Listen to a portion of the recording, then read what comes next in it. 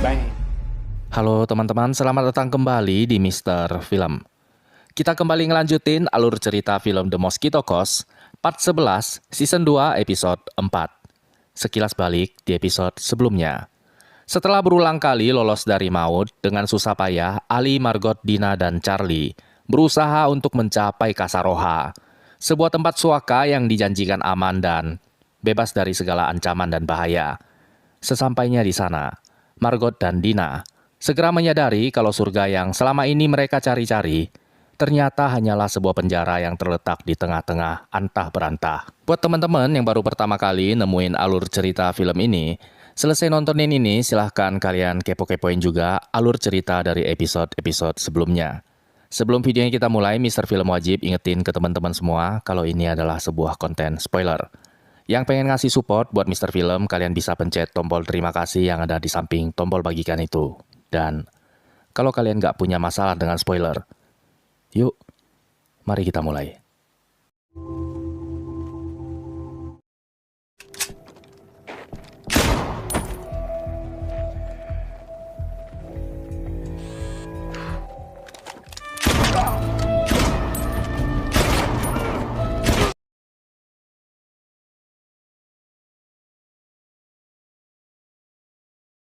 Keputusasaan terpancar dari matanya Margot, seiring dengan harapannya yang baru saja ditenggelamkan sama Ali ke dasar sungai. Begitu juga dengan Dina yang mulai ngerasa kalau dia tidak akan pernah keluar dari penjara ini. Namun, tidak begitu dengan Charlie. Kasaroha adalah sebuah surga baginya. Dia sama sekali tidak ambil pusing dengan segala perkara yang baru saja terjadi itu. Pagi-pagi sekali ketika Charlie sedang berada di dalam hutan, tiba-tiba saja dia mendengar suara binatang menjerit meminta tolong. Charlie kemudian berusaha untuk mencari sumber suara tersebut.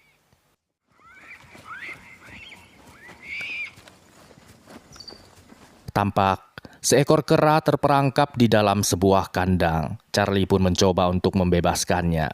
Namun, tiba-tiba saja dia melihat sesiapapun yang memasang perangkap itu ternyata juga telah memasang sebuah kamera pengintai.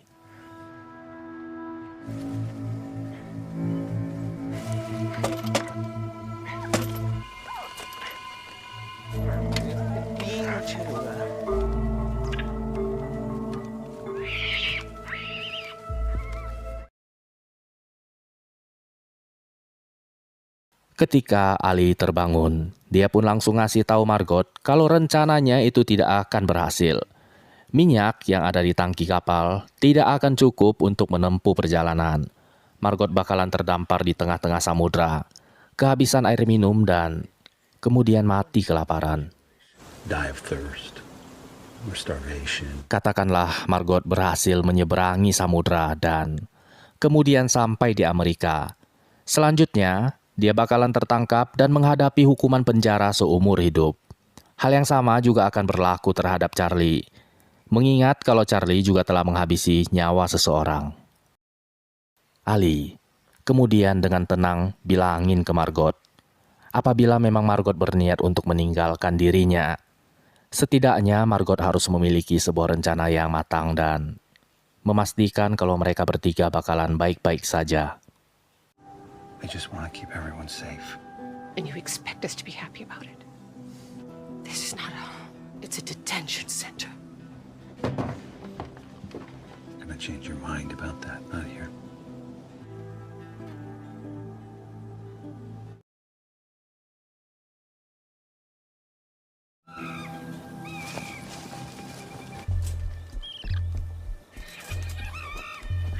You fucking asshole! Charlie membuntuti kedua orang yang menangkap kera itu dan baru nyadar kalau dua orang kampret itu ternyata adalah pemburu satwa ilegal. Dia pun langsung menyerang kedua orang itu sambil berteriak menyuruh mereka membebaskan teman-temannya. Let them go! ¡A la chingada con este niño!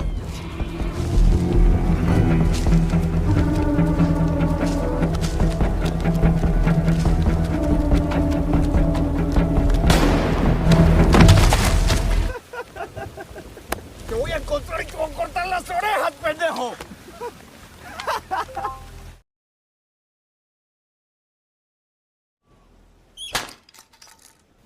Margot bilangin ke Dina kalau perkataan ayahnya itu sebenarnya ada benarnya juga.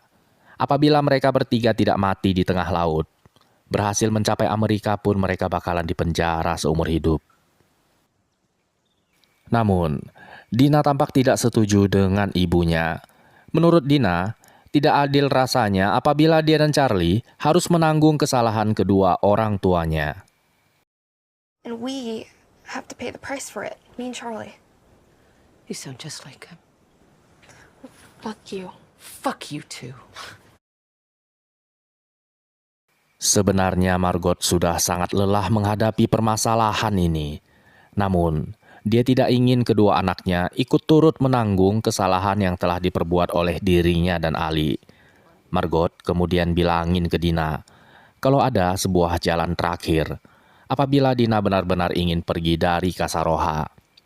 Namun cara ini bakalan ngehancurin perasaannya Ali. Okay, Mom. What is it? Margot kemudian menyuruh Dina supaya memancing Adolfo keluar dari kapalnya, sementara dia akan menyibukkan Ali dan lalu menyelinap ke dalam kapal.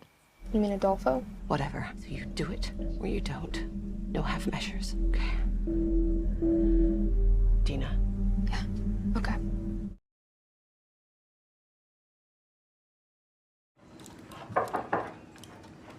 Isela mendatangi Ali ke bengkelnya buat ngedengerin penjelasan dari Ali mengapa dia sampai menenggelamkan kapalnya.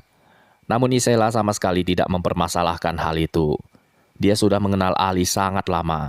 Isela percaya apapun yang dilakukan sama Ali pastilah memiliki sebuah alasannya tersendiri. Ali kemudian bilangin ke Isela kalau kapal itu nantinya bakalan menimbulkan sebuah masalah. Apabila kapal itu meninggalkan Kasaroha, persembunyian Ali dan keluarganya bisa terlacak keberadaannya. Isela memperingatkan Ali supaya berhati-hati dengan Margot, namun Ali bilang kalau Margot tidak akan membuat masalah. Please, don't make me regret that choice. I took a very personal risk bringing you here, Allie. You won't. Having said that, I am very glad you're here. Just one more thing. Margot, she's gonna be a problem. No. Believe it or not, I'm going to church.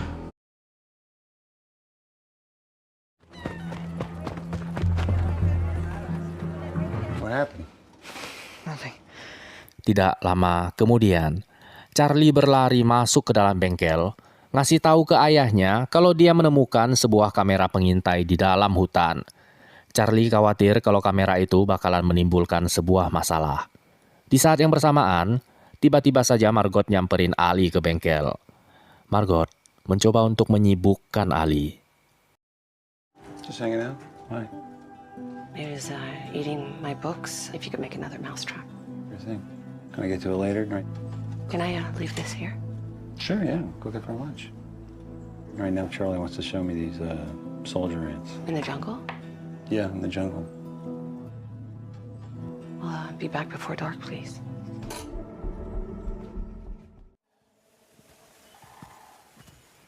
Ali meminta Charlie supaya menunjukkan di mana letak kamera tersebut. Setelah memastikan dengan kedua matanya sendiri, Ali kemudian bilangin ke Charlie kalau itu hanyalah sebuah kamera untuk mengintai binatang. Charlie sempat panik, namun Ali memintanya supaya jangan terlalu khawatir mengenai masalah itu. Hey, hey! The guys at the other end, maybe they've seen your picture. Another day, don't worry about that. Now, the chances of them connecting to that, the worst thing these guys are going to see is some muddy-ass kid, you know, a jungle monster. We're safe. That's not going to happen. Ketika Ali berada di dalam hutan, Margot dan Dina pun mengeksekusi rencananya. Dari kejauhan terlihat sebuah kapal menyusuri sungai mendekati Kasaroha.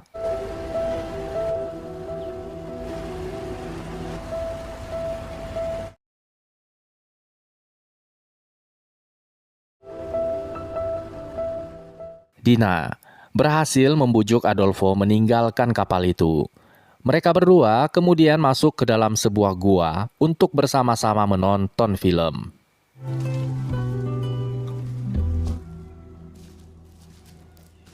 Pretty cool, right?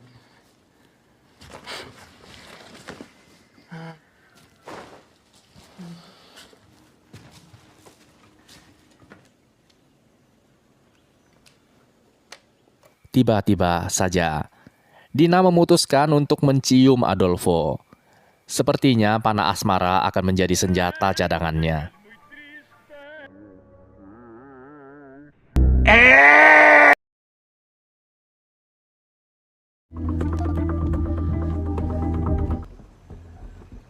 Directory Assistance, Washington, D.C.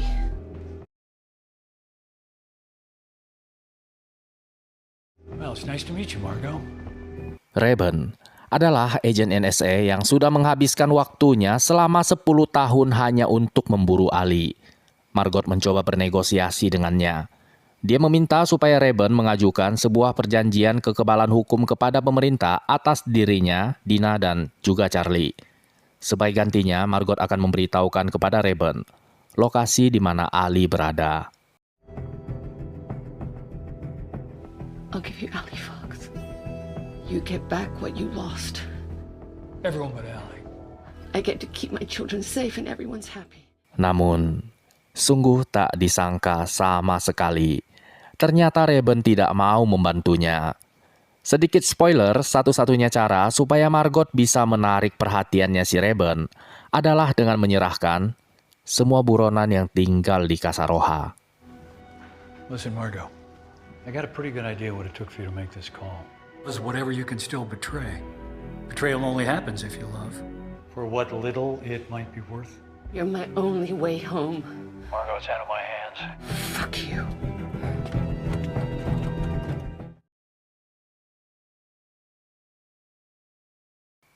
Sementara itu di tempat lain, si botak benar-benar berada dalam sebuah masalah besar.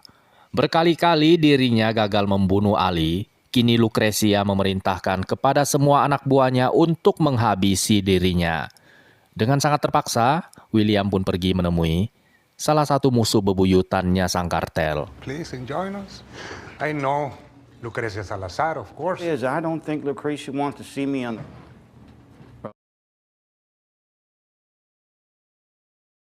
William beralibi kalau dia sedang mencari sebuah pekerjaan. Namun Bautista langsung tahu kalau si botak sebenarnya sedang mencari perlindungan. You're not asking for a job, man. You are asking for protection.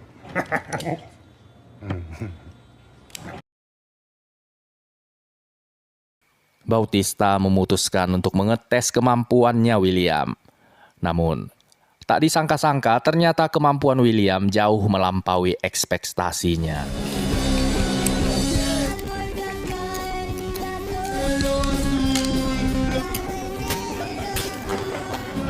Bang. Still got a lot of use left in him. Now, if you want me to shoot him, I'll shoot him. The way that's el jefe. You can put the gun down.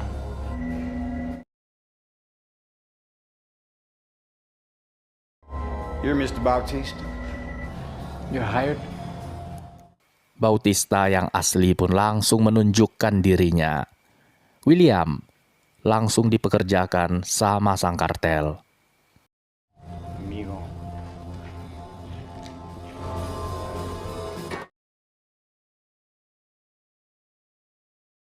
Ketika Charlie pulang ke rumah, dia melihat ibunya sedang duduk tersandar di depan pintu. Wajahnya tampak sedih dan keputusasaan terpancar dari kedua matanya. Charlie kemudian mendekati ibunya.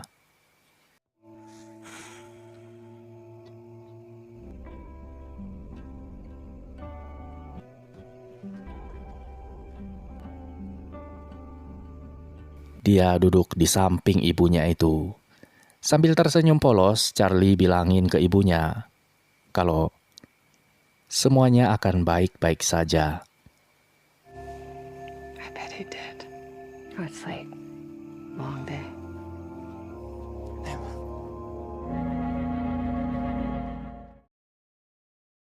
Terima kasih banyak teman-teman. Kalau kalian suka dengan konten ini, tolong di-subscribe dan sampai berjumpa di episode selanjutnya.